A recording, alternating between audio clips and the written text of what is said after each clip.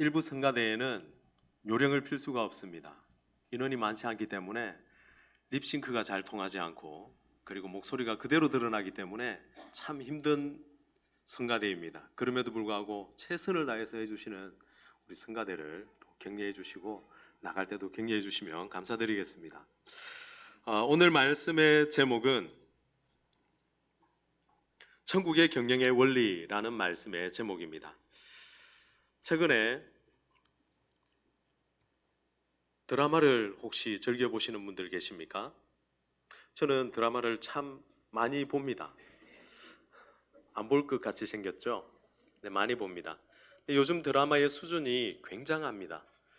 작가분들 한 분 한 분들이 그냥 평이한 그러한 사랑, 러브스토리 뭐 이런 막장 드라마처럼 쓰지 아니하고 전문 지식을 갖추고, 그리고 꼼꼼히 조사하고 따져서 진짜 우리 실생활에 일어나는 그러한 일들을 모티브로 해서 이렇게 드라마를 제작하게 되는 것 같아요. 그래서 사실 우리가 알지 못했고 접근할 수 없었던 그러한 사회 분야에도 굉장히 우리가 좀 잘 알 수 있도록, 그렇게 다가갈 수 있도록 만들어주는 게 드라마가 아닌가 생각을 해봅니다. 물론 그 요소 중에 또 너무 극적으로 표현한다든지 또 허구적인 요소도 있지만, 그러나 우리 사회와 그렇게 멀리 동떨어져 있지는 않은 것 같습니다. 드라마의 한 이야기처럼 최근에 부산의 지하철, 거기서 청소하는 노동자 1000여 명이 데모를 했습니다. 그들은 3교대로 거의 뭐 이렇게 매일 일을 감당하는데, 여러분 하루에 혹시 점심값이 1000원을 주어진다면 여러분 뭘 드시겠습니까? 네? 빵요? 예, 제가 베이커리 있는 데 가보니까 빵도 한 1300원, 싼 게 그 정도 하더라고요. 아니면 뭐 삼각김밥요? 제가 사 먹어보지는 않았는데 전에 제가 알던 가격은 한 800원 정도 했었습니다. 근데 삼각김밥을 먹으면서 김밥만 먹을 수 있나요? 아마 1000원 가지고 식사를 해결하라 그러면 상당히 고민하는 분들이 많을 것 같아요. 무언가를 만들어져 있는 것을 사 먹기는 쉽지 않을 것 같습니다. 떡볶이도 한 2,500원은 있어야 1인분 먹을 수 있지 않습니까? 그런데 그들에게 주어진 한 달 식비가, 점심값이 무려 1000원입니다. 1000만 원이 아니고 1000원입니다. 한 달 식비가. 다 놀라지를 않는 거 보니까 전부 다 하루에 1000원 이하로 쓰십니까? 예, 점심값이 한 달에 1000원입니다. 한 달에 1000원. 하루에 1000원이 아니고 안 주는 것과 똑같죠. 그런데 그분들의 말에 의하면 이것도 감사하다는 겁니다. 왜냐하면 최근에 이 일이 천원이라는 그러한 제목이 생겼고 1000원이 주어졌는데, 그전에는 1000원도 주지 않았다는 겁니다. 그리고 실제적으로 철도공사에 직속으로 계약되어진 그러한 분들은 한 달에 7만 원을 받는다고 합니다. 그것도 그렇게 많은 돈은 아니지만 1000원에 비하면 어마어마한 차이가 나죠. 그들이 수고하고 애쓰지만, 그러나 그 수고와 애씀을 사회가 사실은 관심 있어 하지 않고 외면할 때가 너무나 많은 것 같아요. 오늘 우리 사회가 우리 뒷면에 가려진 그러한 현실들을 잘 보지 않으려고 하면, 여러분 정말 나만 만족하며 살려고 하면 나만 열심히 하면 되지, 또 어떻게 보면 왜 굳이 그런 대우를 받으면서 거기서 일해? 조금 더 노력해서 다른 직장으로 옮기면 되지 라고 쉽게 말할 수도 있을지 모릅니다. 정말 이러한 사회적인 분열이 우리 속에 가득하다면 행복하지 아니한 삶이 될 것이고, 또 하나님이 원하는 그러한 사회도 아닐 것 같습니다. 오늘 말씀은 참 많이 듣던 그러한 비유의 말씀이지요. 제가 굳이 설명하지 않아도 내용이 어떻게 전개되는지를 다 알고 있습니다. 그럼에도 불구하고 한 번 더 간략하게 요약을 해보려고 합니다. 예수님께서 제자들에게 천국은 마치 이렇다라고 표현하면서 이야기를 하십니다. 그렇게 이야기하실 수밖에 없었던 배경은 그 이전에 젊은 관원 부자가 찾아와서 어떻게 해야 영생을 얻겠습니까? 라는 질문으로부터 시작되어서 제자들에게 예수님이 그 부자 청년에게 던진 그러한 이야기 때문에 제자들이 고민에 빠지게 되었습니다. 우리는 주를 따르기 위해서 모든 형제자매 모든 것을 다 버리고 따랐습니다. 우리는 어떻게 되겠습니까? 라는 그러한 의문이 오늘 비유를 이끌어내는 모티브가 됩니다. 그때 예수님께서 천국은 마치 품꾼을 얻어 포도원에 들여보내려고 이른 아침에 나간 집주인과 같으니 라고 말합니다. 천국은 마치 뭐가 같다면 포도원, 그것을 경영하고 있는 집주인과 같다는 겁니다. 천국은 장소 개념도 그리고 어떤 시간적 개념도 아닌 천국은 집주인과 같다. 집주인의 마음과 같을 수도 있고 집주인의 뜻과도 같을 수도 있습니다. 근데 오늘 그 집주인의 마음이나 뜻과 행하는 그 행동 속에서 이야기하고 싶은 천국의 모습이 있다라는 것을 말씀하시는 거죠. 맞습니까? 그 이야기는 이렇습니다. 집주인이 포도원을 경영하고 있었고 그 포도원에 들여보낼 일꾼을 찾으러 나갑니다. 아침에 일찍 아마 6시쯤 나간 것 같아요. 그리고는 만나는 사람들에게 계약을 합니다. 하루에 한 데나리온씩 너희들에게 주겠다라는 겁니다. 그러면서 내 포도원에 들어가서 일 좀 해다오 라고 말했습니다. 사람들이 일하러 들어갔고 또 9시쯤 되어서 또 나갔습니다. 그리고 12시쯤에도 나갔습니다. 그때도 사람들이 서성이고 있고 일거리를 찾지 못하고 일할 장소를 찾지 못하고 헤매이고 있었습니다. 그때 또 그들에게 내 포도원에 들어가라, 내가 상당하게 주리라 라고 말하면서 그들을 포도원에 들여보냅니다. 그리고 또한 3시에도 나갑니다. 마지막으로 5시쯤 되어서도 나갑니다. 그리고 6시쯤 되어서 청지기에게 시켜서 나중 온 자로부터 먼저 온 자에 이르기까지 그 싹스를 주라라고 말합니다. 그때에 1시간이라고 온 사람들이 싹스를 받는데 한 데나리온을 받습니다. 이때 처음에 왔던 사람들의 마음이 어땠을까요? 야, 주인 괜찮네. 과연 우리는 얼마나 받을 수 있을까? 라는 기대감이 그 속에서 있었겠죠. 그런데 3시에 온 사람, 12시에 온 사람, 9시에 온 사람 다 한 데나리온씩 받고 급기야 자기들도 한 데나리온을 받았습니다. 그때 주인을 미워하고 욕하기 시작합니다. 뭐 이런 일이 다 있어. 뭐 이래? 그러면서 주인에게 한마디 합니다. 우리는 아침에 일찍 와서 햇볕도 견뎌내고 그리고 힘든 가정을 견뎌내며 수고한 우리를 왜 저들과 똑같이 대우하냐는 것입니다. 오늘 읽지는 않았습니다만 그 이후의 이야기는 그렇게 전개되죠.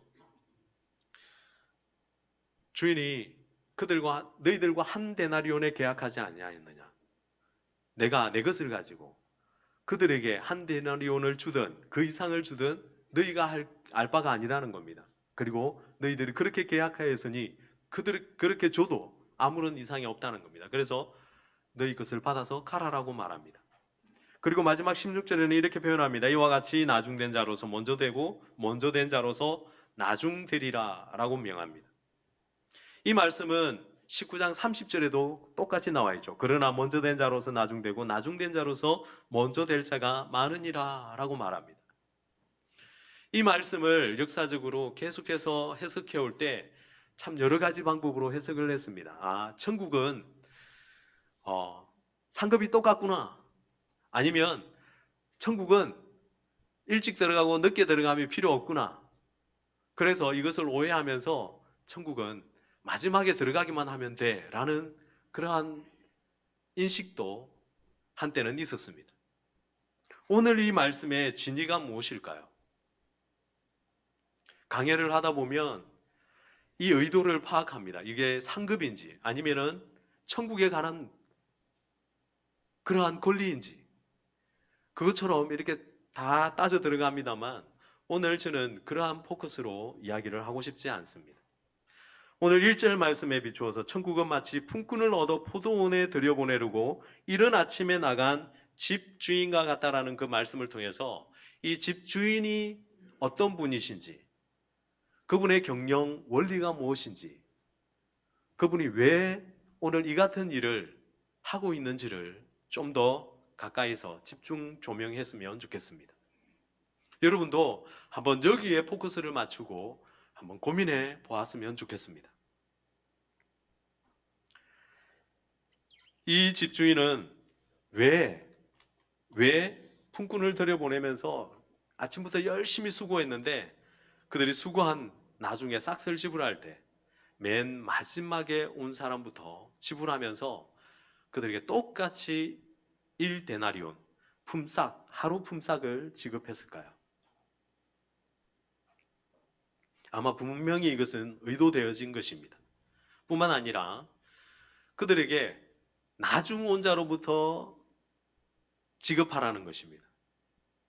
거기에도 뭔가 비밀이 있을 것 같습니다. 오늘 이 시대에는 아마 공정한 싹쓸 지불하는 그러한 원리에 대해서 이야기하려고 하는 것 같지는 않습니다. 공평하고 평등하고 균등하고 이런 이야기도 나눌 수 있겠지만 그 이상을 넘어서 이 주인의 마음에 좀 더 다가가 보았으면 좋겠습니다. 여러분, 혹시 여러분은 경영하고 계시는 분들도 계시죠? 경영 안 하십니까? 경영에 4요소가 있습니다. 목표, 전략, 사람, 자본. 이러한 네 가지 요소들을 통해서 시장과 정보 지식 그리고 생산 기술 이러한 것들의 전략을 세워서 그리고 마지막으로 자본을 투여합니다. 그리고는 그 목적은 무엇입니까? 목표는 무엇입니까? 이윤 창출이 되게 됩니다. 근데 오늘 이 집주인은 이러한 경영의 경자도 모르는 그러한 일을 하고 있는 것 같죠? 분명합니다. 바르게 보셨습니다. 경영을 조금만 알았다면 이런 일은 하지 않았을 것 같아요. 여러분, 좋은 경영인으로서 이분은 평가한다면 아마 빵점이 아닐까 그런 생각을 해봅니다. 그러면 이 주인의 경영 원리는 무엇일까요? 첫째로는 포도원보다 품꾼이라는 것입니다. 포도원보다 품꾼. 여러분, 포도원을 경영을 하려면 포도가 어떻게 자라고 어떤 시기에 무슨 일을 감당하고 그리고 그 포도가 잘 자라기 위해서 사람들이 어떻게 그 포도나무를 관리해야 되는지를 꿰고 있어야 합니다. 그리고 거기에 따른 사람을 투여하고 몇 명을 넣어서 어떤 작업을 할지를 분명히 알고 있죠. 그런데 오늘 주인은 그러한 사실을 알고 있는지 없는지 별로 관심이 없습니다. 이것을 잘 알아야 그 포도원에서 얼마만큼의 수익이 나고 그리고 그 수익을 통해서 내가 얼마나 이익을 보며 또 얼마나 사람들을 운용해서 이 포도원을 관리할 수 있는지가 딱 나옵니다. 경영을 하기 전에 포도원을 가꾸기 전에 그러한 계획이 안 쓰면 안 된다는 것이죠. 여러분, 이것이 분명히 주인이 갖추어야 될 자질인데 이 주인은 그런 이야기를 전혀 하고 있지 않고 오로지 품꾼을 구하는데 혈안이 되어 있습니다. 몇 명이 필요한지 거기에 예산 그리고 거기에 인사관리 이런 거에 전혀 관심이 없다라는 것입니다. 아침 내도록 아침 일찍 시작하여서 하루 종일 그가 한 것은 사람을 투여하는 것입니다. 자기 포도원이 몇 명이 필요하고 지금 몇 명을 넣었으니까 몇 명이 더 필요하다라는 어떤 그런 계산 자체를 되지 않습니다. 그는 포도원에 들어갈 인재의 숫자, 인력의 숫자에 관심이 있는 것이 아니라 시장에 나아가, 거리에 나아가 놀고 있는 사람, 아직도 아무것도 하지 않고 있는 사람들에게 관심이 가 있다는 겁니다. 품꾼. 이 품꾼은 삶이 어떨까요? 하루 벌어서 하루 먹는 사람들입니다. 그들이 하루의 일을 놓치게 되면 그들과 더불어 그들의 가족들 모두가 굶게 되는 것이죠. 내일이 또 어떻게 될지 모르는, 내일도 장담할 수 없는 그러한 하루살이 인생과 비슷합니다. 너무나 고달픈 인생이고 오늘 하루 일찍 나아가서 치열하게 그 일을 찾지 못하면 그들은 참 당사자뿐만 아니라 가족 모두가 비참한 생활에서 벗어날 수 없는 사람들입니다.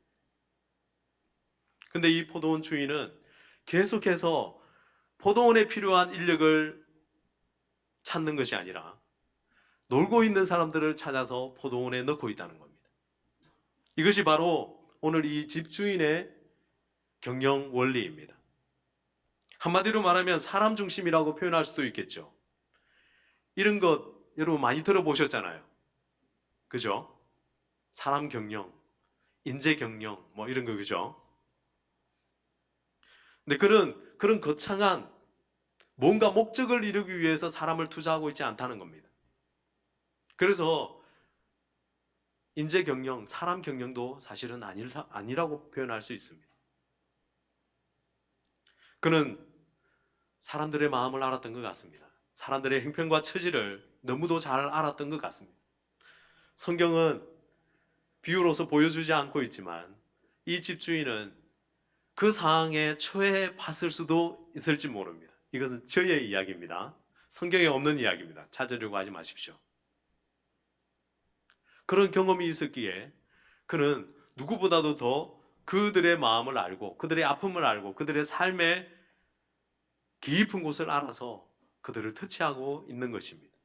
그래서 9시에도 12시에도 3시에도 급기야는 5시에도 그들을 들여보내서 똑같은 임금을 주고 있다는 것입니다. 포도원의 상황, 이익, 발생할 수 있는 생산품 이런 것에 영향을 받지 않고 있는 것을 보게 됩니다. 두 번째로 그는 능력보다 가치를 원리로 삼고 있습니다. 생산물보다 인간 존엄이 더 앞선다는 것입니다. 앞에서도 이야기했듯이 그는 내 포도원에 당장 필요한 인력, 뭔가 그 포도원을 잘 가꿀 만한 그 사람이 가지고 있는 기술, 아니면 그들의 테크닉, 거기에 관심이 없습니다. 당신은 뭐 할 줄 알아? 당신은 뭘 잘해? 당신은 얼마만큼 일할 수 있어? 라고 묻지 않습니다. 여러분, 평범한 회사라면 사람을 채용할 때 그런 것, 능력, 이런 걸 중시하지 않습니까? 스펙이 아니더라도 그들의 가진 능력을 분명히 평가합니다. 그리고 이 사람이 우리 기업에 아니면 우리 포도원에 합당한 사람인지 따집니다. 그런데 그는 그런 일을 전혀 하고 있지 않습니다.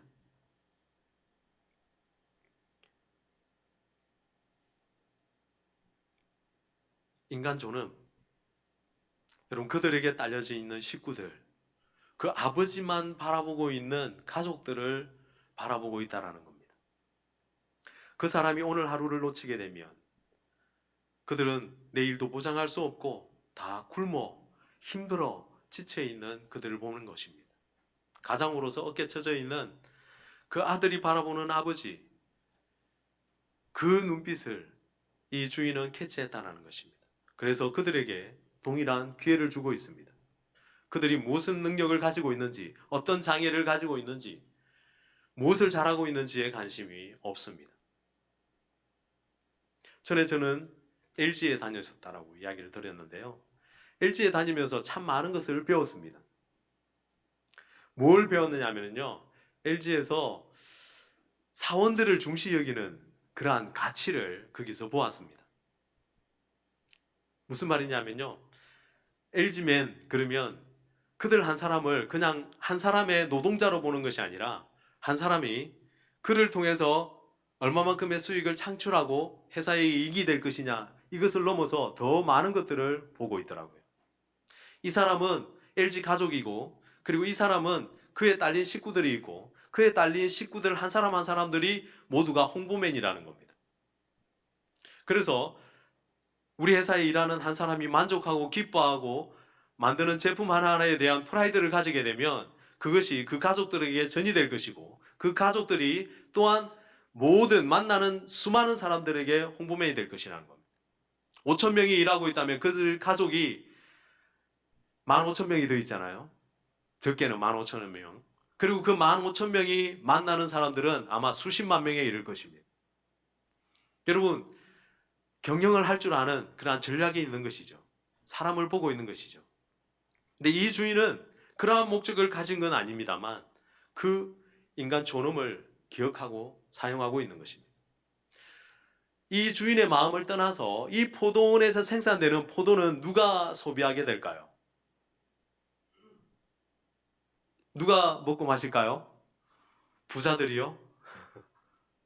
아니면 먼 지방에 있는 사람들이요? 아마 그 시대에는 이렇게 크게 이동하고 이게 힘들었기 때문에 그 지방의 사람들이 소비해 줘야 하고 그 지방의 사람들이 사주어야 할 것입니다. 그들은 노동자이면서 소비자입니다. 그들은 노동자이면서 고객이 되는 것이죠. 여러분, 지금 당장 그들로 통해서 무언가를 취할 수 있는 이득을 생각하는 것보다 그들에게 삶이 주어지고 그 삶의 즐거움과 향락과 기쁨과 인간 존엄의 가치가 높아지면 또한 이 포도원의 존재 이유가 높아질 수 있다는 것. 세 번째로는 오늘이 아닌 내일도입니다. 오늘만 아닌 내일도입니다. 무슨 말이냐면 현재만 중요한 것이 아니라 미래도 중요하다는 것입니다. 왜 굳이 늦게 온 사람부터 지급했을까요? 이제 그 이야기를 좀 해보려고 합니다. 늦게 온 사람부터 지급을 하게 되면 이 주인에게 반발하는 사람이 생길 수밖에 없습니다. 거꾸로 이야기하면 먼저 온 자들에게부터 주게 되면 받고 떠납니다. 그죠? 그러고 나면 그 뒤에 온 사람들이 얼마를 받든지 상관하고 시비 걸고 불만을 품고 주인에 대하여 나쁜 악감정을 가질 만한 사람이 아무도 없다라는 것입니다. 그럼에도 불구하고 경영자라면 그런 머리가 돌아갈 수 있겠죠. 그런데 그렇게 하지 않고 나중 온 사람부터 주게 됩니다. 그리고 그것을 먼저 온 사람들은 보게 됩니다. 이것으로 인하여서 오늘 결론이 내려지게 되는 것이죠. 현재만 중요하다면 아마 주인도 다른 방법을 선택해서 임금을 지급했을 것입니다. 그런데 미래도 중요하다는 겁니다. 미래가 중요하기에 지금 온 사람들이 당연히 누릴 수 있는 그 권리에 대하여 주인은 도전을 던지고 있는 것입니다. 그 도전이 무엇일까요?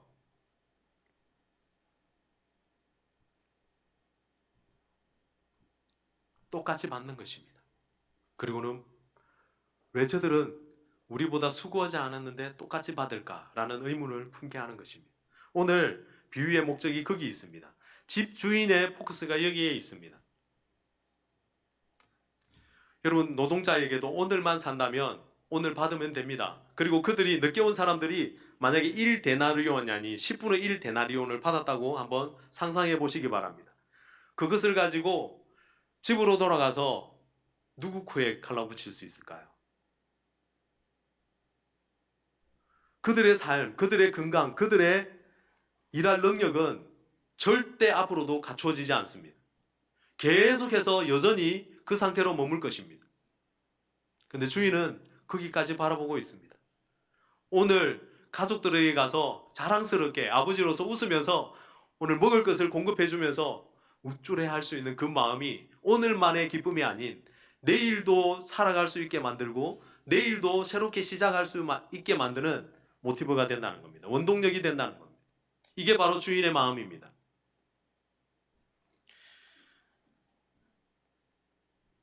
여러분, 우리는 진리를 알고 그 진리에 따라서 살 마음의 준비를 해야 합니다. 제가 설교를 주일 전부터 준비를 했습니다. 지난 주일 전부터 마음에 계속해서 어떤 말씀을 전해야 될까 그러면서 고민하고 오늘 이 말씀을 월요일 날 선택을 하고 그때부터 계속해서 묵상을 해왔습니다. 별거 없지요? 별거 없는데 저도 더 많은 고민을 했습니다. 그런데 하나님께서 이런 이야기를 제게 보게 하셨습니다. 미국에 가면 굉장히 큰 놀이동산이 있죠. 디즈니랜드. 여러분 아시죠? 디즈니랜드 월트 디즈니가 설립해서 정말 사람들이 기뻐하고 즐거워하고 행복할 수 있는 그런 공간을 만들겠다는 꿈을 품고 그렇게 만들었습니다. 그는 떠나고 지금은 그의 손녀 에비게일 디즈니라는 그 손녀가 있는데, 이 사람이 월트 디즈니가 만들었던 디즈니랜드를 급시에 그냥 말도 하지 아니하고 거기를 방문했습니다. 그리고 거기에서 노동하고 있는 노동자들을 보게 됩니다. 그리고는 방송에서 나와서 크게 떠들었습니다. 이 디즈니랜드를 맡고 있는 경영자는 굉장히 경영을 잘해서 어마어마한 수익을 창출했습니다. 작년에 15조 이상의 수익을 올렸습니다. 순수익만요. 그런데 노동자들에게 지급되는 임금은 너무나 작아서 거기 일하는 사람들이 남이 먹다 버린 쓰레기통을 뒤지지 않으면 안 될 정도다, 이런 구호를 외칩니다. 오늘 그림 한 장 보여주실까요? 예. 저분이 에비게일 디즈니입니다. 월트 디즈니의 손녀입니다. 그리고는 저렇게 디즈니랜드에서 밑에 일을 하며 힘들게 일을 하는 사람들의 저 데모 현장을 보게 됩니다. 그리고는 경영자에게 쓴소리를 합니다. 당신은 한 해에 744억을 연봉으로 받아갔다. 그 중에 대부분은 성과급이다. 그런데 임원들이 정말 그 부분에 성과급의 반만 떼어져, 아니면 30%만 떼어서 이 낮은 임금을 받고 있는 노동자들에게 준다면 그들이 얼마나 행복할 수 있을까? 당신들은 그 30%가 없어도 행복할 수 있지만 이들은 정말 치열한 삶의 현장에서 그 어려움을 겪고 있다. 그러면서 쓴소리를 했습니다. 이 사람은 대선 주자들에게 또 이런 이야기도 한다고 합니다. 부자들에게 매기는 세금을 걷어야 된다. 그리고는 가난한 사람들에게 나눠줘야 된다는 거. 참 깨어있는 사람인 것 같아요. 여러분, 이런 마인드를 가진 경영자가 있고 주주가 있다면 여러분, 정말 그 나라는 살만한 나라 아닐까요? 아무도 그런 생각을 하지 않는데 이 사람은 그런 생각을 합니다. 마치 이 포도원 주인과 같은 그런 생각을 하고 있는 사람이 아닌가 생각을 해봅니다. 여러분, 오늘 그 경영자들이니까 이런 말씀에 주인과 같은 그런 삶을 살 수도 있을지도 몰라. 우리는 뭐 아무것도 없잖아, 이렇게 실망할 수도 있을지 모릅니다. 근데 오늘 이 시대를 살아가는 교회의 모든 성도 한 사람 한 사람들은 여러분, 천국을 살아가는 사람들이죠. 교회를 이끌어 무엇이라고 부릅니까? 천국의 한 표본으로 생각을 합니다. 그럼 오늘 우리는 천국을 살아가는 사람이고 천국을 소비하고 있는 사람들이고 천국에 속하여 살아가는 교회와 사람들이라고 말할 수 있습니다. 그럼 우리는 어떤 마음을 가지고 살아가야 될까요? 세상의 원리가 그렇지 않아. 그렇게 체념하며 그저 현 시대에 만족하며 현 시대에 발을 딛고 현 시대의 원리를 따라서만 살아가야 될까요? 그렇지 않다는 겁니다. 오늘 우리 또한 이 시대를 살아가면서 천국의 모습을 보여주지 않으면, 그리고 교회에서 하나님의 말씀을 따라 살아가지 않으면 그 천국이 무슨 의미가 있냐는 겁니다. 오늘 내가 누리지 못하는 천국을 미래에 거기 가서 누릴 수 있을까요? 아닐 것입니다. 그렇다면 오늘 우리 또한 천국을 살아갈 수 있는 마음이 되었으면 좋겠습니다.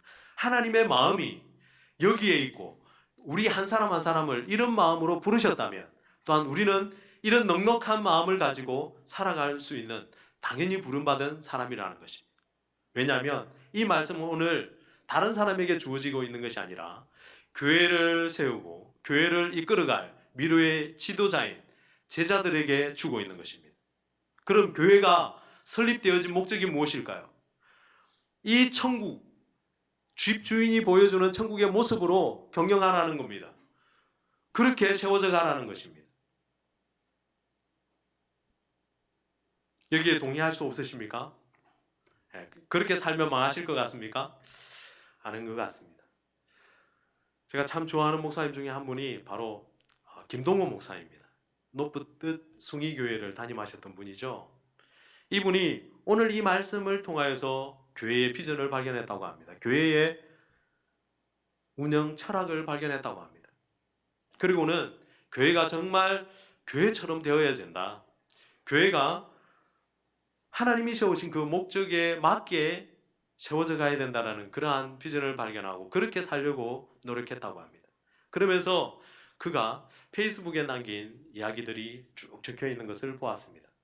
그 이야기에 보니까 그 교회는 처음부터 작은 교회부터 시작한 게 아니라 처음부터 거대한 베이비로 교회가 세워졌다는 겁니다. 인원은 많고 그러나 아기 같은 그런 교회, 뭘 해야 될지 모르고 그냥 모여들었다고 합니다. 그때에 그는 정말 노숙자들에게 밥을 먹이자 이래가지고 밥을 먹이는 사역을 시작했는데, 그러다가 이게 아니다, 그들에게 밥 한 끼 제공하는 것만으로는 충분치 않다. 그래서 그들에게 300만 원씩을 주어가지고 포장마차를 운영하도록 그렇게 했답니다. 그러다가 실패했다고 합니다. 그래서 12명씩 그룹을 만들어서 6천만 원을 투자해가지고 김밥 천국 맞나요?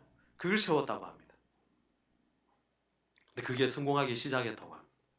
그리고는 또 더 나아가서 한국 땅에 탈북자가 한 7천 명 정도 그 시대에 그때 있었다고 합니다. 그래서 이 탈북자들을 돕자 이렇게 해서 탈북자들을 돕기 위한 교회를 세우는데, 그 시점에 그 교회가 아직 성전도 제대로 세워져 있지 않고 학교에 강당을 빌려서 예배하는 중간이었기 때문에 어떻게 보면 이런 말을 성도들에게 던지는 것이 큰 도전일 수밖에 없었다고 합니다.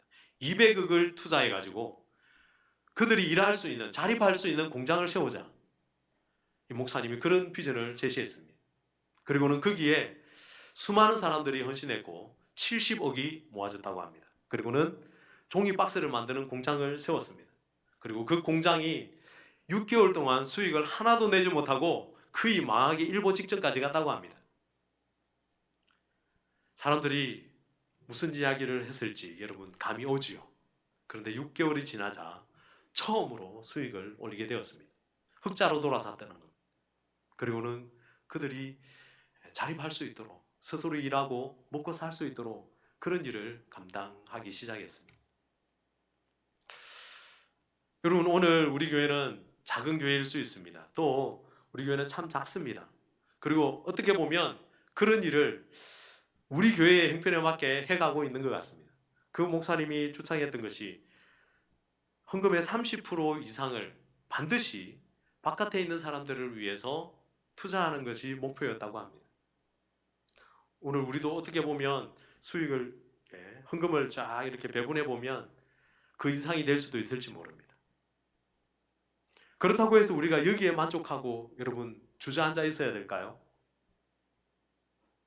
오늘 우리가 다시 한 번 더 비전을 발견하고 하나님의 뜻을 품고 또한 하나님의 거룩한 사역, 주인이 품었던 그 마음을 가지고 새롭게 일어서서 우리가 달려가야 될 이유가 있습니다. 왜냐하면 오늘 우리가 하나님이 부르신 품꾼이기 때문에 그렇습니다. 그리고 그 긍휼을 입은 품꾼이기 때문에 그렇습니다. 오늘 이 거룩한 사역에 우리 모든 가포교회 성도들이 함께 동참함으로 가포교회가 천국이 되는 그러한 교회가 되었으면 좋겠습니다. 기도하겠습니다. 사랑해 주님